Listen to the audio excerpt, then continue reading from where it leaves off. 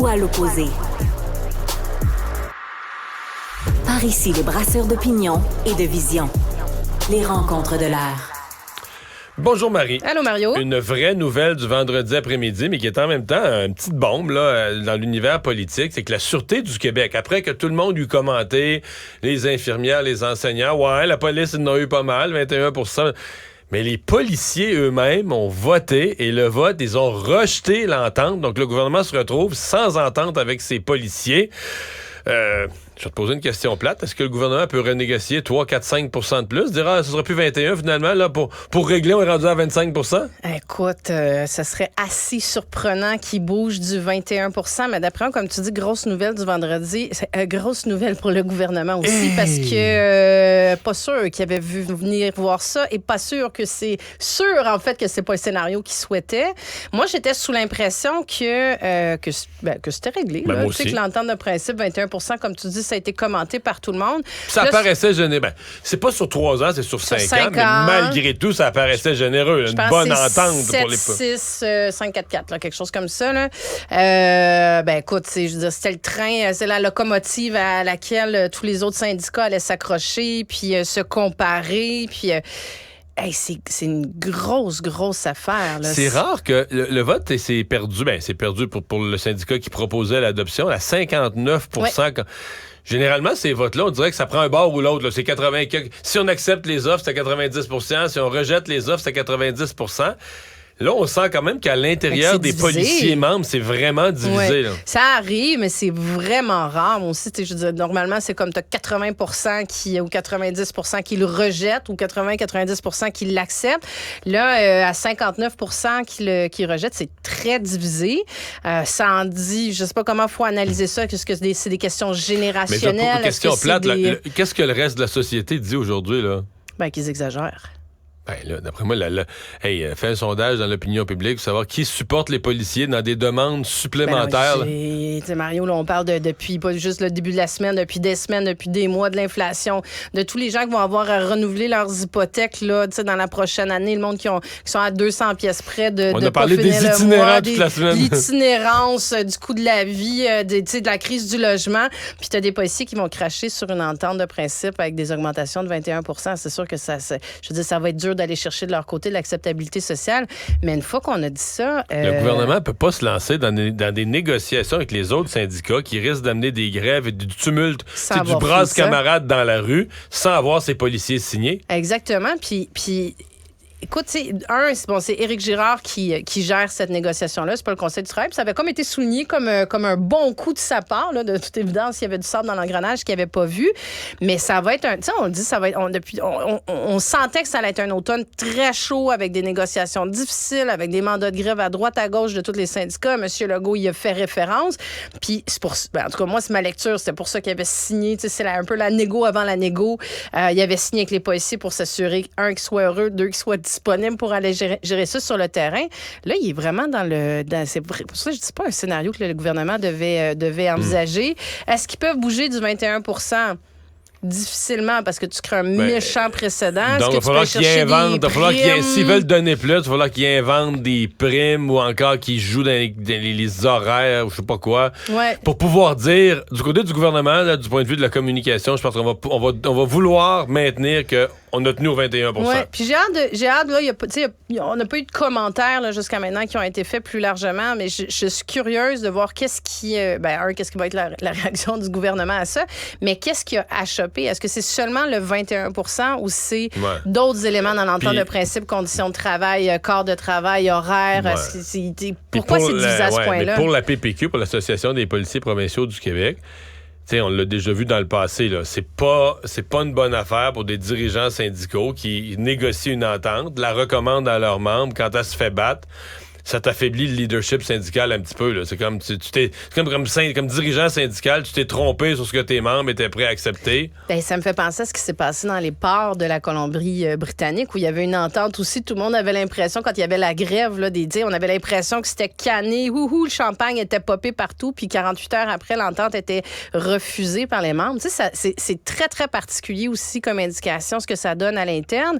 Mais, écoute, c'est une grosse nouvelle. C'est une très grosse grosse nouvelle et ça va être un on en automne reparlera sûrement la très semaine difficile. prochaine. Ça va rester dans l'actualité après la fin de semaine. Émilie Lessard-Terrien, candidate pour être co-porte-parole de Québec solidaire, l'une des 3 femmes qui est candidate, a fait une sortie aujourd'hui. C'est un peu... a pris son côté, dissocié du reste du parti, et donc demande formellement au parti, là, aujourd'hui, c'est la journée de boycott de Facebook, tout le monde a retiré ses publicités, mais techniquement, Québec solidaire les remet demain. Alors, elle dit à Québec solidaire d'abandonner cette idée-là, de respecter, là, comme les autres partis, le boycott de Facebook. Ouais, Mario, on a rarement vu ça. Tu sais, on le voit souvent, on l'a vu chez les militants, là, quand il y a eu des investitures, les militants qui sont pas toujours d'accord avec l'establishment. On est-tu indépendant, on n'est pas indépendant, mais chez les députés, bon, je comprends qu'Émilie Lessard-Terrien, elle n'est plus députée, il faut le préciser. Mais bon, elle a fait partie du caucus quand même pendant toute la dernière législature. On nous a pas habitués à voir ce genre de petit couac-là à la dissension publique. Dissension mais très forte. Marie. Moi, je pense qu'elle gagne des points, là. C'est impossible que dans le membership de Québec solidaire, il n'y a pas des gens mal à l'aise qui vont la lire, là, puis qui vont dire... Ben enfin. Ah non, mais tu sais, je suis convaincue. Ben, tu sais, il y en a sûrement qui vont se dire, bon, ben là, elle nous affaiblit comme parti, elle affaiblit le chef Gabriel Nadeau-Dubois. Mais Gabriel Nadeau-Dubois fait pas l'unanimité dans son parti non plus. Là, ils traînent ça depuis le début de la semaine à se faire dire qu'ils sont pas solidaires comme parti parce que finalement, ils ont pilé sur leurs principes au nom de vote. Puis ils se disent, ben nous, la solidarité, on va la faire, mais juste une journée. Puis on va continuer de mettre de la publicité puis de payer de la publicité sur les médias sociaux. Tu sais, ça tient pas la route, leur position, on en a déjà parlé.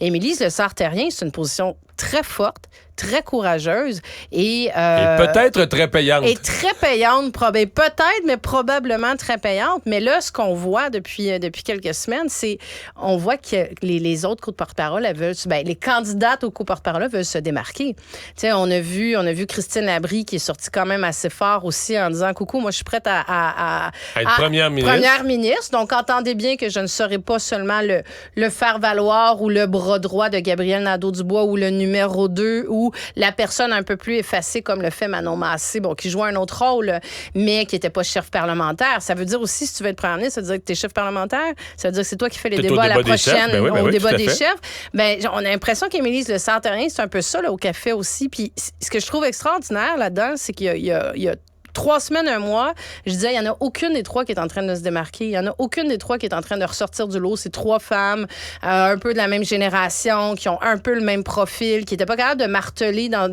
un message différent. Mais là, ça, c'est des coups de gueule qui sont en train de dire, moi, je vais me démarquer, je vais... Puis c'est un peu ça qu'elle dit aussi, quand elle dit, ben Gabriel Nadeau-Dubois et le parti a pris une décision, puis Gabriel en a parlé beaucoup cette semaine, et elle dit, ben moi, c'est pas ça que je ferais et c'est pas ça que le parti doit faire. Donc, ça va être intéressant de voir comment le parti, est-ce qu'ils vont la suivre ou pas. S'ils la suivaient, ça lui donnerait une méchante avance aussi. Là. Je reviens, j'oublie un instant Émilie Lessard-Terrien, je reviens au plus global de la semaine. T'as vu que notre caricaturiste du journal Y s'amuse. Ouais. Les gens qui ne l'ont pas vu, allez voir ça. 2 caricatures sur pas sur l'aspect là, que Gabriel Nadeau-Dubois a dit les petits gestes, ça donne rien, il faut que le gouvernement ait des politiques structurantes. Ouais. Alors, dans un cas, Gabriel Nadeau-Dubois est dans un gros pick-up. Un gros pick-up, puis il dit de toute façon, moi, j'attends que le gouvernement fasse des politiques structurantes. Un gros pick-up orange qui faisait peut-être un rappel aux taxes oranges aussi. Mais là, aujourd'hui, la suite de ça, c'est Gabriel Nadeau-Dubois lance un paquet de déchets dans un lac en disant de toute façon, moi j'attends que le gouvernement mette en place des politiques structurantes. Alors, toute cette idée que nos petits gestes sont pas importants, ça c'est complètement à l'encontre des valeurs profondes que Québec solidaire véhicule depuis sa fondation. Là. Ah, mais écoute, ça va leur faire tellement... Ça va lui faire mal à lui comme chef du... comme co-chef mais imagine s'il n'y a pas un bon résultat dans Jean Talon. En plus, c'est-à-dire que t'as tout fait ça, tu t'es mis tout ce monde-là à dos. Écoute, comme on se disait plus tôt, le PQ, ils ont juste à gagner Jean Talon. Puis ne plus rien, ils feraient plus rien de la session. On dirait que c'est les gagnants.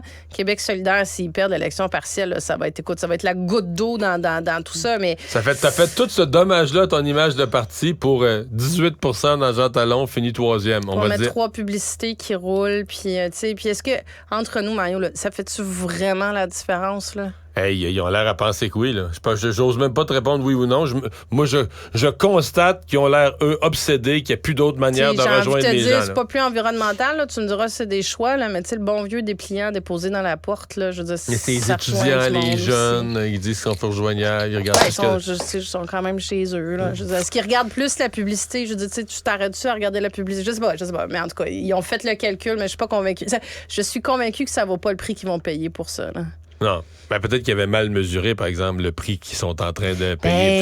Peut-être qu'ils avaient sous-estimé la tempête. Ça fait plusieurs fois que Gabriel Nadeau-Dubois et son équipe, parce qu'il prend sûrement pas cette décision-là plus seul, mais dans la dernière législature, les 4 dernières années, on disait bon jugement, bon réflexe. Tu sais, il était à l'Assemblée nationale. Écoute, c'est lui qui faisait les débats. Il avait l'air d'être l'opposition officielle. Puis on dirait que depuis un an, je sais pas s'il navigue à l'aveugle ou en tout cas, ou si c'est une volonté d'essayer des nouvelles choses, mais c'est des mauvaises décisions. C'est des mauvais calculs politiques. Il ne reste plus beaucoup de temps. Abolition de la TPS, c'était la grosse annonce de M. Trudeau hier. Je te pose la double question. Là, sur le fond, pour la construction de résidences si nécessaire, et politiquement, là, pour se remonter, lui, redonner confiance à son caucus, est-ce que tu dirais journée réussie? Journée réussie, oui. Journée réussie. Politiquement, c'était une bonne chose à faire. T'sais, de toute façon, il fallait qu'il plonge dans le lac. Il fallait qu'il fasse une annonce. Donc, ça, réussi. Bon, tu sais, la coupe est encore loin des lèvres. Là. Je pense qu'il y a encore pas mal d'écueils à traverser. Au niveau de l'annonce, ben, tu sais, c'est une annonce. C'est une bonne annonce. C'est une annonce majeure. C'est important. Je veux dire, on en a parlé beaucoup. Ça frappe l'imaginaire. Est-ce que ça va faire une différence? T'sais, je veux pas dire que c'est un coup d'épée dans l'eau parce que ce serait... Mais c'est une taxe de moins sur tous les matériaux, taxe de moins sur toute la main-d'œuvre.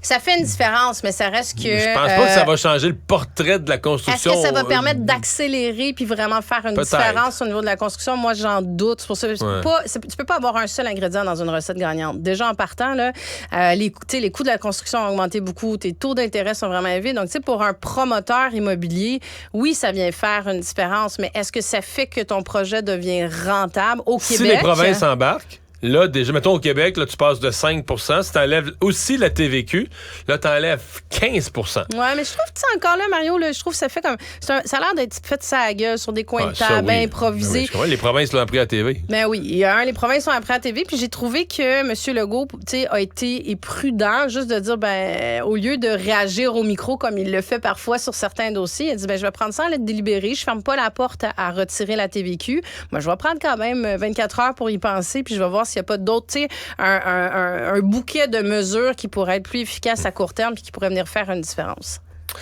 Bien, on va surveiller ça. Et là-dessus, je te souhaite une excellente fin de semaine. À toi aussi, Mario. Merci, Marie. Au revoir.